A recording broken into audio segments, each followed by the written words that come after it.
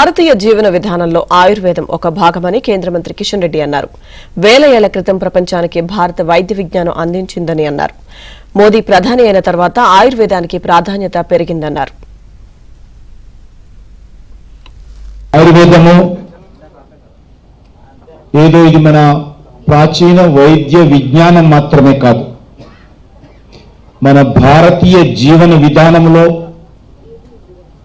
ఇదొక భాగం. కానీ దురదృష్టవశాత్తు ఇటీవల కాలంలో ఆయుర్వేదం కనుమరుగవుతున్నటువంటి పరిస్థితి. నరేంద్ర మోడీ గారు ప్రధానమంత్రి అయిన తర్వాత మళ్ళీ ఆయుర్వేదకు మరి ప్రాధాన్యత పెరిగిన విషయం మీకు అందరికీ తెలుసు. వేల ఏళ్ల క్రితము ఎవరు కూడా ఊహించినటువంటి అద్భుతమైనటువంటి ఆయుర్వేద వైద్య విజ్ఞానము మనకు సొంతం.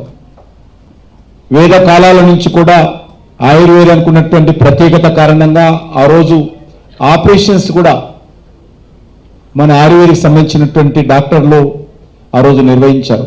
అనేక మంది మహనీయులు పరిశోధన చేసి జీవితాలు అంకితం చేసి అది ఈరోజు కూడా మన తరానికి భావి తరానికి అందించేటువంటి ప్రయత్నం వాళ్ళు చేశారు.